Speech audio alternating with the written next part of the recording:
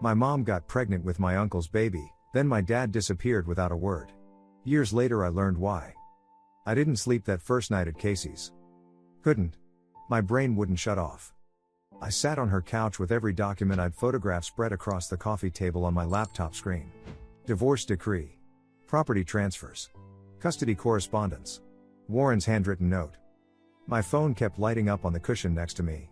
Calls. Texts. Voicemails piling up. Mom, please come home. We need to talk. Devin, you don't understand the full situation. Howard, your grandmother is very upset. Random cousins I hadn't spoken to in years suddenly had opinions. I turned the phone face down and ignored all of it. They'd had 17 years to tell me the truth. They chose the lie every single day. Now they wanted to explain? Now they wanted understanding? Too late. I zoomed in on the custody letters instead. Read them for the third time that night. Warren's attorney to Candace's lawyer, my client has attempted to exercise his visitation rights on 4 separate occasions. Each time, your client has claimed the child is not ready or doesn't want to see him. This is unacceptable. 4 times. Dad tried to see me 4 times in 6 months. And Mom told him I didn't want to. Of course I didn't want to. She'd spent those 6 months telling me he abandoned us. That he didn't care. That he chose to leave. I was 8 years old. What was I supposed to think? I opened Warren's note again. 5th time reading it. Maybe 6th. I didn't leave because I stopped loving you. I left because staying would have destroyed us both. They wanted me to pretend. To raise another man's child as mine. To teach you that betrayal is acceptable if family asks you to forgive it. I couldn't do that. My throat tightened. 17 years I thought my father was weak. That he ran when things got hard. Turned out he was the only one with a backbone. I kept reading through the documents. Looking for something. Anything that would tell me where he went. The property settlement showed Warren kept 3 rental properties after the divorce. Addresses in different states. He signed over the house, the one I grew up in, the one Candace and Devin still lived in, but kept everything else. Smart. Cut them loose completely. The divorce papers listed his attorney, Catherine Ortiz, and Associates. I googled her. Firm still existed. She was listed as of counsel, which I think means semi-retired but still working. I screenshotted her contact information. Then I went back to the property addresses. 3 rentals. Maybe one of them would have a trail. Tax records. Utility bills. Something. My phone buzzed again. I flipped it over. Text from Devin, you're young. You don't understand how complicated adult relationships are. I almost laughed. Adult relationships. That's what he called sleeping with his brother's wife. I blocked his number and went back to my notes. Catherine Ortiz. 3 properties. 17 years of child support payments that Warren never missed. Catherine's letters mentioned he paid early every single time. He didn't abandon me financially. Didn't abandon me legally. He tried to stay in my life and they blocked him. And when forcing visitation would have hurt me more, he stepped back. Left the truth in legal files. Waited for me to be old enough to find it. I pulled up a notepad on my laptop and started making a list. Contact Catherine Ortiz, she might know where he is. Check property records for the 3 rentals. Search county clerk's offices for recent addresses. Track down anyone who might have stayed in contact with him. It wasn't much. But it was a start. Casey knocked softly on the door around 2 a.m. You okay? Yeah. You need anything? No. Thanks though. She left me alone. I sat there staring at Warren's note one more time. I never stopped being your father. I just stopped being their victim. That's when I made the decision. If my father spent 17 years trying to see me, fighting for me, paying for me, waiting for me, I was damn well going to find him. I didn't care how long it took. Didn't care how many dead ends I hit. He left breadcrumbs. On purpose. The attorney. The properties. The legal documentation. He wanted me to find him eventually. So I would. I had a starting point. His old attorney and the rental properties he kept after the divorce. I had no idea it would take weeks of dead ends before I'd finally knock on his door. Monday morning I called Ortiz and Associates. Receptionist answered on the 3rd ring. Professional. Pleasant. I'm looking for Catherine Ortiz, I said. She handled a case for my father about 17 years ago. Ms. Ortiz retired in 2019. She consults occasionally but doesn't maintain regular office hours. Can I get her contact information? It's important, I'm sorry, we can't release personal contact details for former partners. Privacy policy. Of course. Can you pass along a message? Ask her to call me about Warren Holloway's case? She took my number. Said she'd see what she could do. Didn't sound promising. I hung up and moved to Plan B. The property addresses. First one was in a town 2 hours east. I pulled up the county assessor's website and searched the address. Property sold 8 years ago. New owners, Gerald and Patricia Morrison. Dead end. I tried the second address. Different state, 3 hours north.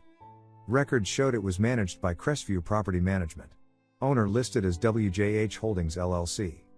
Warren James Holloway. Had to be. I called Crestview. I'm trying to reach the owner of one of your properties, I said. It's a family matter. We don't release owner contact information, the woman said. You can send correspondence to our office and we'll forward it. This is urgent, company policy. Sorry. She gave me their mailing address and hung up. I wrote a letter that night. Explained who I was. Asked Warren to contact me. Mailed it the next morning. Then I checked the third property. Demolished. 4 years ago. Now a commercial parking lot. 3 properties. 3 dead ends. My phone kept buzzing. Extended family weighing in on the drama. Aunt Patricia, your mother made a mistake but she's still your mother. Cousin Derek, Devin's side of the family is a mess. Always has been. Someone else, you shouldn't have aired this publicly. I didn't respond to any of them. Wednesday night, Howard called. I let it go to voicemail. His voice was slurred. Drunk again. I'm sorry. Okay? I'm sorry. We thought we were helping. Keeping the family together. Your father was stubborn. We just wanted him to forgive. I deleted it before he finished. Thursday, Devin showed up at Casey's house. Casey answered the door. Came to get me. Some guy's here for you. I walked outside. Devin stood on the porch, hands in his pockets. We need to talk, he said. No, we don't. You're making this worse than it needs to be? I'm making it worse? I almost laughed. You slept with your brother's wife. Got her pregnant. Then let everyone blame him for leaving. It wasn't that simple. Yeah. It was. I turned to go back inside. He wasn't a good husband. Devin's voice rose. He was never home. Always traveling. She was lonely. Then she should have divorced him. Not cheated with his brother. You don't understand. I understand perfectly. I looked back at him. You're the reason I grew up without a father. You and Mom. And everyone who pressured him to stay. So no. We don't need to talk. I went inside and locked the door. He stood there for a minute. Then left. I went back to searching. Public records for Warren Holloway returned hundreds of results. Too common a name. I narrowed it by age, by state, by middle initial. Still dozens of possibilities. I called county clerk's offices. Asked about property transfers. Tax records. Voter registration. Bureaucratic walls everywhere. We can't release that information without proper documentation. You'll need to submit a formal request. Processing time is 6 to 8 weeks. I didn't have 6 to 8 weeks. Mom kept texting. Long messages about how I didn't understand the full story. How Warren was difficult. How they were trying to protect me. I blocked her number too. 2 weeks in and I had nothing. Every lead dead. Every door closed. The letter I sent to Crestview Property Management? No response. The message I left for Catherine Ortiz? Nothing. The public records searches? Too many Warren Holloways, none of them definitely him. I was starting to think Warren had disappeared completely. That maybe he didn't want to be found after all. That maybe I'd spent 2 weeks chasing a ghost. I was lying on Casey's couch Friday afternoon, staring at my dead-end notes, when my phone rang. Unknown number. I almost didn't answer. But something made me pick up. Hello? A woman's voice. Older. Firm but not unkind. This is Catherine Ortiz. I heard you've been looking for me. You're Warren's kid, Catherine said. Not a question. Yeah. The receptionist said you called. I don't usually respond, but... She paused. Your father was a good man. One of the few clients I've had who never broke under pressure. I always wondered if you'd come looking. My throat tightened.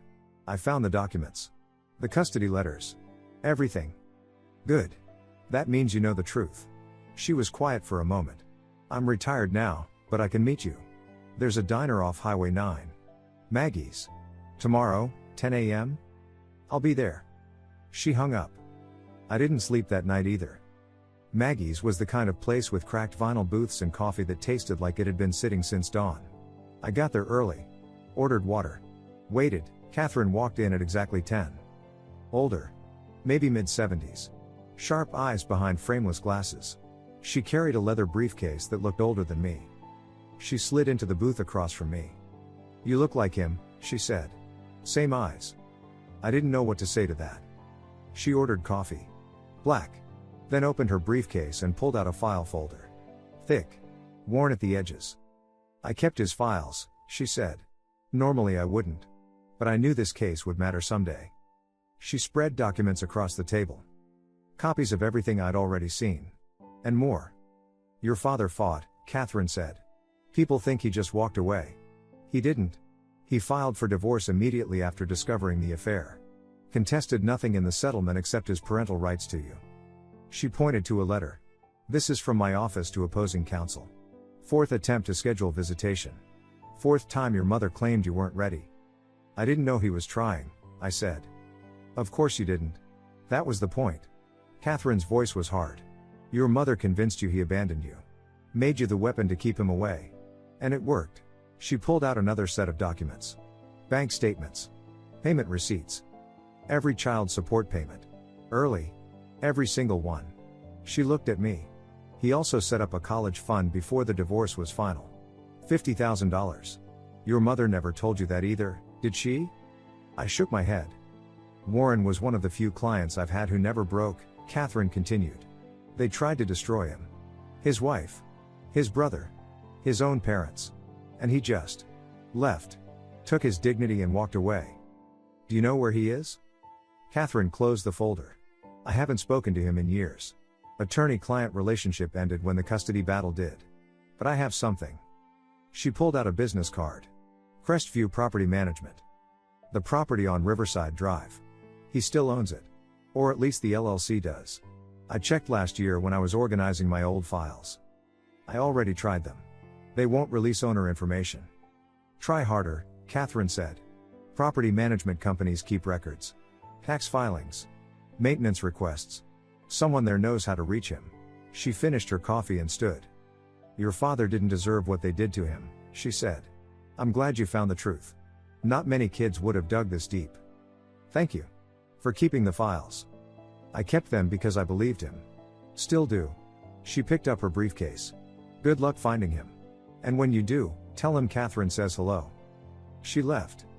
I sat there staring at the business card. Crestview Property Management. Over the next week, I became a detective. Tax records. Property transfers. LLC filings. Business licenses. I called the county assessor's office for the property on Riverside Drive. Asked about ownership history. "WJH Holdings LLC purchased the property 12 years ago," the clerk said. "Still current owner." "Can I get contact information?" "Only what's on file." "Which is the property management company." Another dead end. But then I found something. 8 years ago, Warren sold 2 of his 3 rental properties. Big transactions. I found the transfer records buried in public filings. He kept one property. The one on Riverside. Which meant that's where he was getting income from. Which meant he needed to file taxes in that county. Which meant there had to be an address on file. I called the county clerk's office. Different state. 4 hours north. Left a message explaining I was trying to locate a property owner for a family matter. Gave them the LLC name. My callback number. That was Wednesday. Thursday morning, my phone rang. "This is the Clarkson County Clerk's office. You called about WJH Holdings?" My heart pounded. "Yes. We have an address on file for the registered agent. Would you like me to email it to you?" "Yes. Please." I gave her my email. Hung up. Refreshed my inbox 20 times in 30 seconds. The email came through. I opened it. And there it was. An address. 4 hours north. After weeks of dead ends, phone calls, and bureaucratic nightmares, I finally had it. Warren's address. I left at dawn the next morning. Told Casey I'd be gone for the day. Maybe longer. She didn't ask questions. Just hugged me and said, "Good luck. 4 hours north." That's what the GPS said. I had the address memorized. 2847 Oakmont Street. Small town I'd never heard of. Population maybe 15,000. The kind of place you move to when you want to disappear. I drove in silence. Radio off. Just me and the road and 17 years of questions. What if Warren didn't want to see me? What if he opened the door and told me to leave? What if he blamed me for believing the lies? I was 8. I didn't know any better. But would he see it that way? What if he looked at me and saw Candace? Saw the family that destroyed him? What if I knocked and he just closed the door? My hands gripped the steering wheel tighter. Mile markers passed. Towns came and went. The highway stretched out ahead. I thought about Warren's note. I won't apologize for choosing truth over comfort. For refusing to sacrifice my dignity to keep peace. He walked away from everyone. His wife. His brother. His parents. The entire family structure. Because staying would have meant breaking himself. I'd spent 17 years thinking that made him weak. Turns out it made him the strongest person I knew. Candace stayed. Devin stayed. Howard and Ruth stayed. They all stayed in the lie. Stayed comfortable. Stayed broken. Warren left. Built something new. Somewhere else. Without them. The GPS said 2 hours remaining. I stopped for gas. Bought coffee I didn't drink. Got back on the road. What would I even say? Hi, I'm your son who spent 17 years thinking you abandoned me? Sorry it took me this long to figure out the truth. Thanks for trying to see me even though I refused. None of it felt adequate. 1 hour remaining. The landscape changed. Fewer strip malls. More trees. Smaller roads. I passed a sign, "Welcome to Clarkson." Population 14,782. My heart started pounding. This was it. The town where Warren rebuilt his life. The GPS directed me off the highway. Through a modest downtown. Past a grocery store. A library. A park. Normal. Quiet. The kind of place where people knew their neighbors. The kind of place you'd choose if you wanted peace. Turn left on Oakmont Street. I turned. Residential neighborhood. Middle class. Well-maintained houses. Kids' bikes in driveways. Basketball hoops over garages. Your destination is on the right. I slowed down. 2847 Oakmont. Simple house. 1 story. Beige siding. Small front porch. Mailbox with faded numbers. Lawn recently mowed. Truck in the driveway. Nothing fancy. Just lived in. I pulled over across the street. Turned off the engine. Sat there. My heart was hammering so hard I could feel it in my throat. What if I knocked and he didn't answer? What if he looked at me and didn't recognize me? What if... Stop. Just stop. I'd driven 4 hours. Spent weeks searching. I wasn't backing out now. But I couldn't make myself open the car door. I sat there for 20 minutes. Maybe longer. Watching the house. Looking for movement. Signs of life.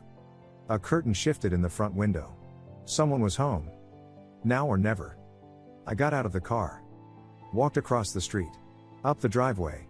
Onto the porch. My hand shook as I reached for the doorbell. I pressed it. Heard it ring inside. Footsteps. Getting closer. The door handle turned. The door opened. And there he was. Warren. 17 years older. Gray at the temples.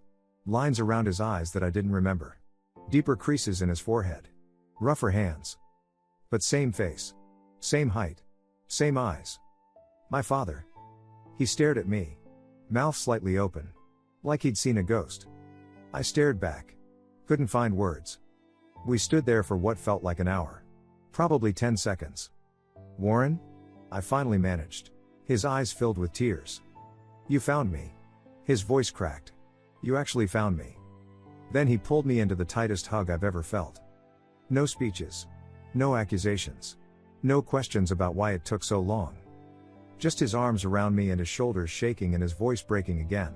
I knew you would. I knew one day you'd find the truth. And I realized I wasn't the only one who'd been waiting 17 years for this moment. We stood on the porch for a long time. Neither of us saying anything. Just holding on. Finally, Warren pulled back. Wiped his eyes. Laughed, this broken, relieved sound. Come inside, he said. Please. The house was simple. Clean. Lived in but not cluttered. Couch. TV. Bookshelves. Photos on the walls, landscapes mostly. Nothing of the past. Nothing of the family. You hungry? Warren asked. I was about to make dinner. Yeah. I could eat. We went to the kitchen. He pulled out chicken, vegetables, rice. Nothing fancy. Just food. We cooked together. Mostly silent. Him at the stove. Me chopping vegetables. It felt normal. Like we'd done this 100 times before. When dinner was ready, we sat at the small kitchen table. Ate for a few minutes without talking. Then Warren set down his fork. You found the documents, he said. All of them. Then you know. Most of it. But I want to hear it from you. He nodded. Took a breath. It was a Thursday, he said. You were at school. I came home early from a work trip. Found mail on the counter. Medical records for Sloan, prenatal stuff. I wasn't supposed to see them. He stared at his plate. Blood type didn't match. Couldn't match. Basic genetics. I knew immediately. Did you confront Mom right away? That night. She tried to deny it at first. Then she broke down. Told me everything. His jaw tightened. Your uncle. Multiple times while I was traveling. She said she was lonely. That I was never home. Like that justified it. It doesn't. No. It doesn't. Warren looked up at me. I told her I wanted a divorce. That I was done. And then. The family got involved. Howard and Ruth. Yeah. They came over the next day. Sat me down. Told me I was being unreasonable. His voice went bitter. That Candace made a mistake. That Devin made a mistake. That family forgives. That I needed to think about you. They wanted you to stay. They wanted me to pretend. Raise Devin's kid as mine. Sit at dinner tables with the man who betrayed me. Smile like nothing happened. He shook his head. And when I refused, they called me selfish. Said I was abandoning my child.